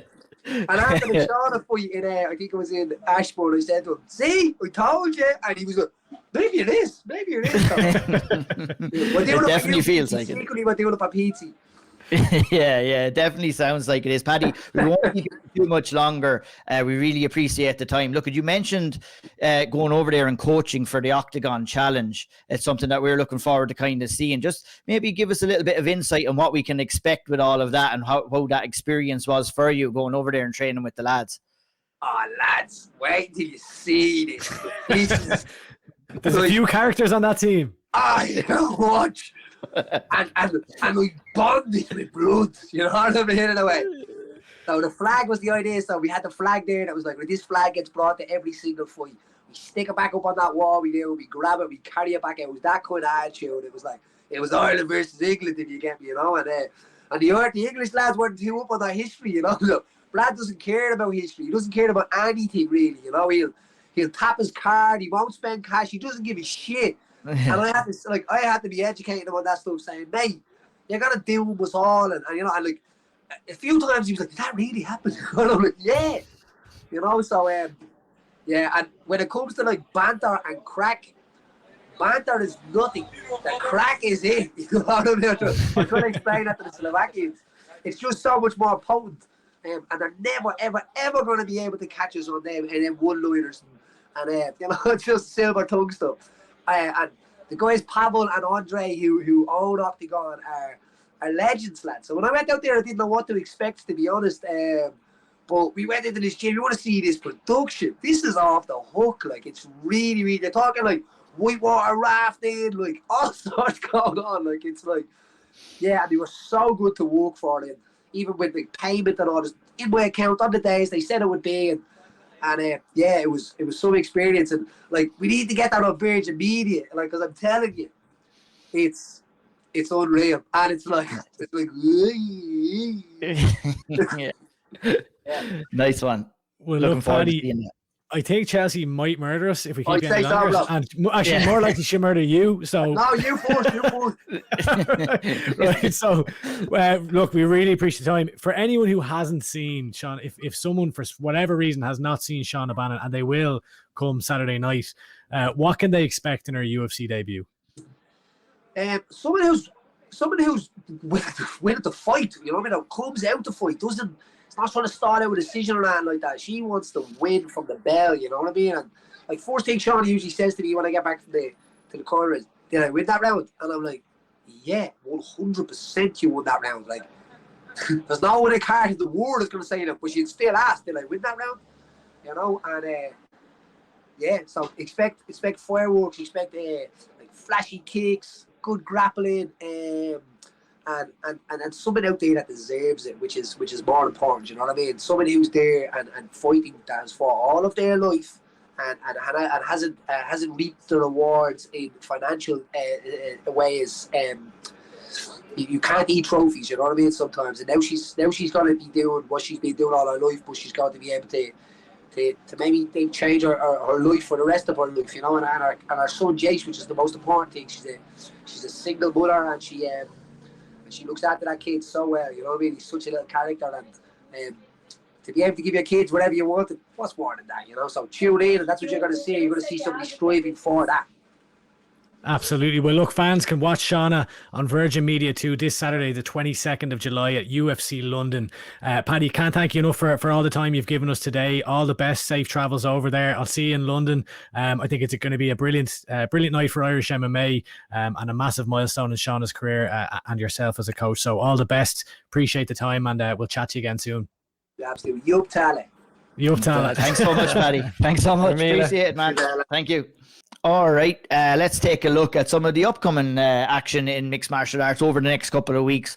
Lots going down, real busy time. And look, we'll give a mention. Jer Harris is coming in. He's fighting right as we were recording this. It's a little bit later on, just to kind of tear back the curtain a little bit. He hasn't fought yet. He's going in there and fighting over in US soil against a guy called Cody Matthews. Good to see him back.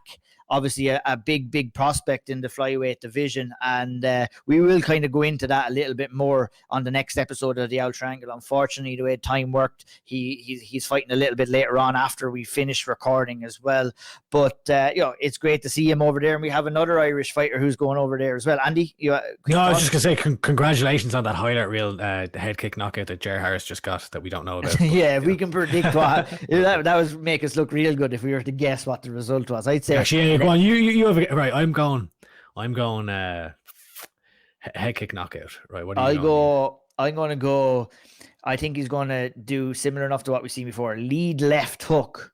You'll clip your man and you'll finish him at ground and pound. Caoilte. A GTA selector special submission is what I go on. What does that look like now? What's a GTA selector? I'll leave it open to imagination. That's a very broad, because you can just come back and say, I got it right. If he pulls off any submission. It's actually a unanimous decision, yeah. Yeah, love it. There's going to be more Irish heading over to US as well. Obviously, another one that kind of came out of the blue. Dean Barry is heading back over to Titan FC to take on Gianski Sojo at Titan FC next Saturday, I believe. He's taking that on real short notice. I think Friday. Friday, is it? Friday. Yeah. So that's exciting. Going to be a busy weekend for Irish mixed martial arts, obviously. And then, it's good to see Dino back in the cage as well. Obviously, he had a disappointing kind of a fight with Mike Jackson, which saw him got released from the UFC, was supposed to fight Cage Warriors, got injured, and now he takes this at short notice. So it'll be very interesting to see Dino back in there and doing the thing.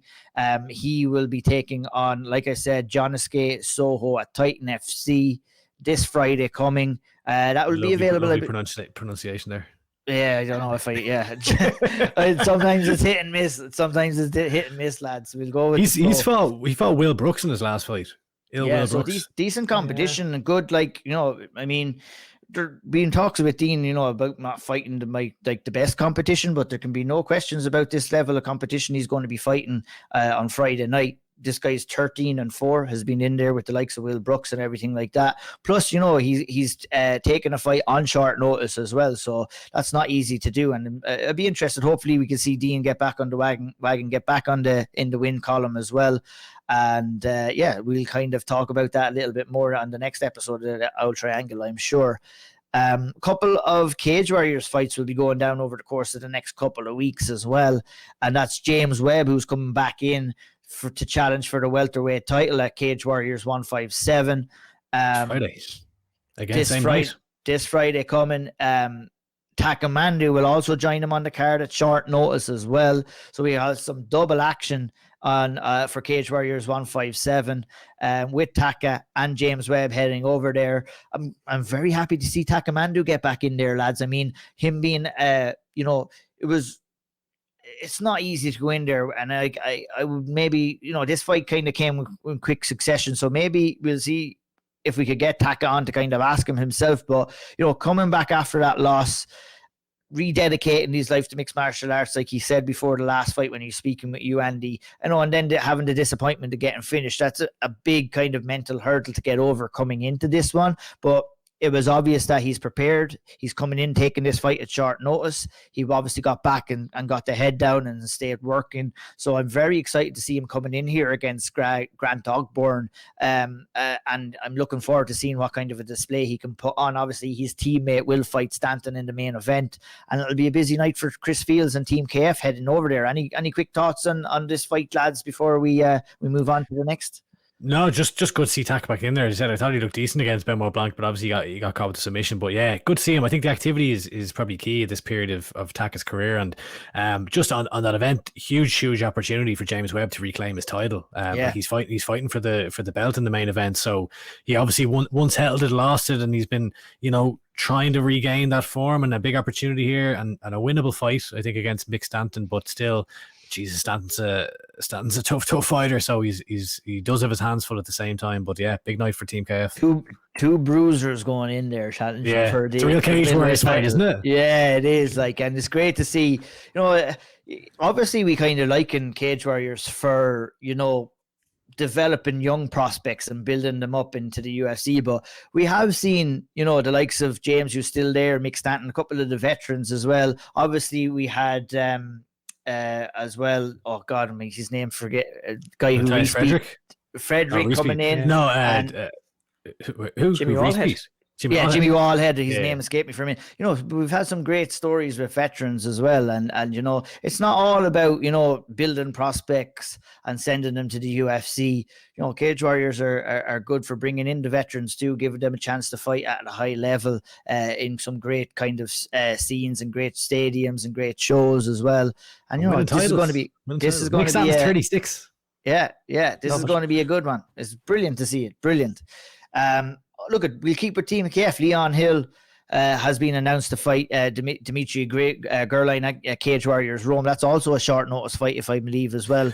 I don't think so. No, I think he's known about that one for a while. Because we actually talked about that one on a previous episode, and we were saying this is a brilliant matchmaking, because if you remember, Gerline went out there and put out Adam Cullen, which was a huge scalp. Adam Cullen was on a serious tear, and now we've got Leon Hill, who has been finishing fighters to beat the band, and he looked ferocious against Marcin Zambada in Dublin. So this is a great opportunity for Leon Hill, and if he can go out and put on a big performance here against Gerline in Rome, we've seen. I remember. I think I recall a certain other fighter an Irish fighter having some success recently in Rome. So hopefully he'll follow in the footsteps of young Caoilte, the Don Loughran Cage Warriors bantamweight champion, with another successful performance. The Italians must hate us at this point.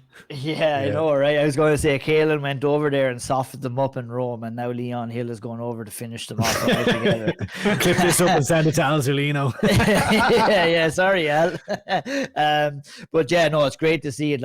Real busy time in the world. We'll talk about those fights obviously in more detail as they happen. We just wanted to kind of give them a mention, but also we'll go back and resort to, maybe we'll finish up with a bit of regional scene news. Obviously Premier FC 7 is happening on July 22nd. It's the next installment, the 7th show. Obviously, we've had Niall on here on the podcast before, and the lads put on great shows. In the main event for the middleweight title, Brian Manning will take on Dara Ward. Brian Manning representing MMA Cork. Dara Ward coming in from the Honey Badger Academy with Philip Mulpeter. We have a light heavyweight bout. Matthew O'Rourke, Sam Driver will fight there as well, and a bunch of other Dan O'Sullivan, Nicolas Chiopu in another fight. I don't want to run through the whole card. I'm going to hand it over to Caoilte first. Any kind of standout fights? Obviously, I've mentioned the top 3 Caoiltes. Any other fights or fighters that you're looking forward to that will be competing on this Premier FC card coming up?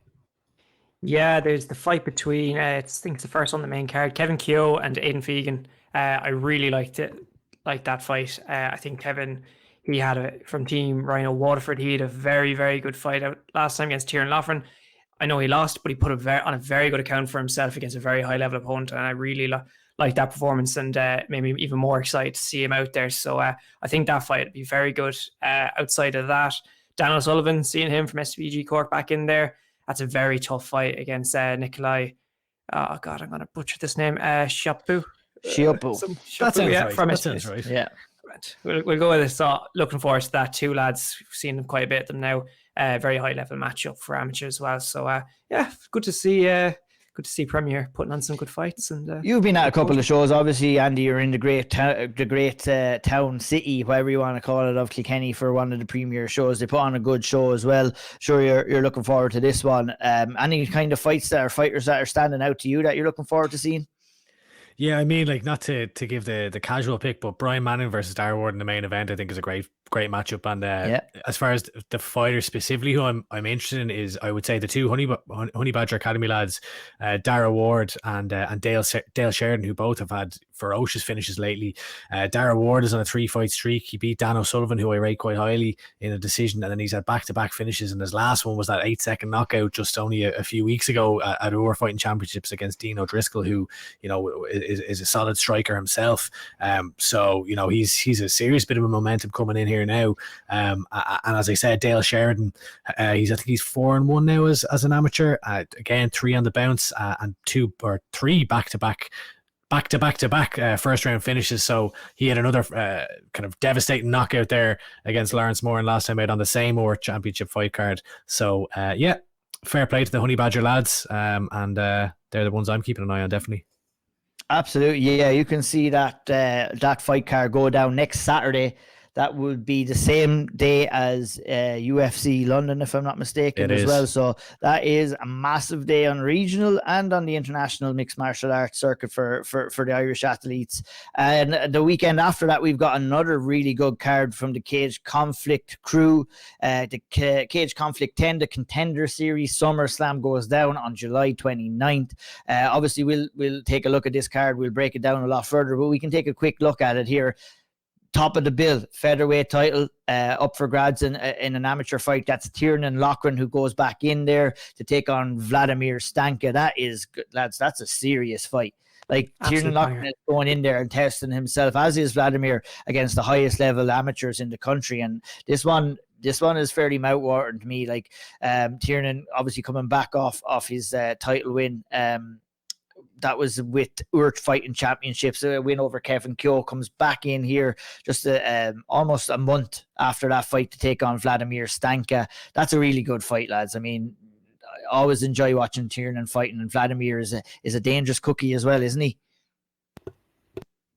Absolutely mental. I think it's one of those fights, there's so much unpredictability about it between the two of them and how this fight could go. It could end up being a striking battle. It could end up being full of these mad scrambles on the map, because both of them have this really kind of high level grappling, and Vladimir, I find the Stanka brothers so unorthodox and unpredictable that it makes the fight so much more exciting. So great test for Tiernan. I think it'll bring out the best in both of them, you know.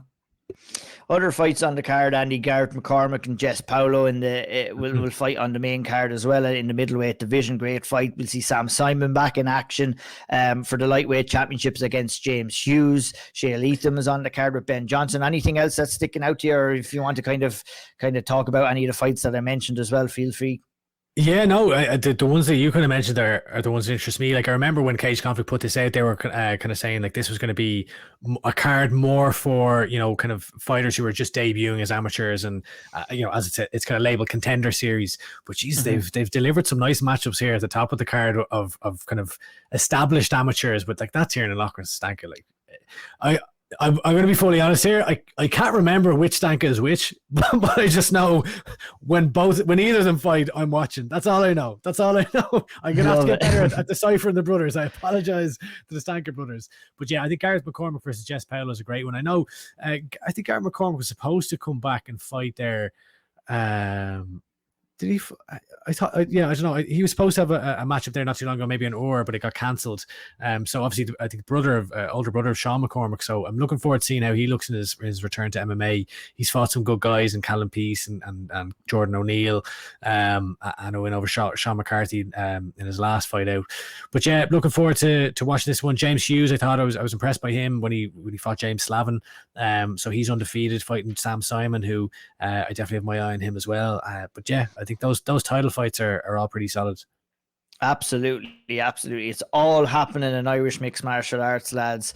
We're breaking down boundaries on the international scene. We're putting on great shows on a regional scene as well. It's fantastic to see all the fighters being successful in Bellator and PFL. in the regional scene with Andreas' title win. We have lots of UFC action coming up that we can look forward to too, and we're sure that we'll see some success there from some of the fighters that will be competing, including Shauna Bannon, that will be next weekend as well. Andy? I've got one more fighter that I'm looking out for, that it's not on Tapology, so boo Caoilte. Look out for Damien McGuigan. I saw this guy fight Keane McCartan. He's got a fight against Cameron Coyle, I believe, who we also saw at the Nationals and has looked good as well. I think that'll be a great fight also, so check out that one. Absolutely. Perfecto. And that rounds us up for episode 36 of the Auld Triangle. Great fun. Thank you so much to Paddy Holohan for coming in and sharing some insight about Shauna's camp and what he's thinking heading into that fight as well. And it was great to hear what he had to say. We appreciate him. Thank you to all the fighters that are going out there and performing for us. We would have nothing to talk about if they didn't do that, if they didn't put in the hard work and went out there and performed. It's our pleasure to come in here and break it all down and share the excitement with what we want to call the next wave of Irish mixed martial arts. And it is fantastic to be a part of. That's it for episode 36. Like I said, hit the like button, hit the subscribe button, go follow myself, Andy, and Caoilte over on all social media. We'll be there talking and breaking it down and sharing updates. And that wraps us up. Tell a friend, subscribe on Spotify, SoundCloud, iTunes. You can get us anywhere. We appreciate the support. We'll see you the next time. Caoilte, see us out. Gurmíl Mahagwib agus slán go fóill.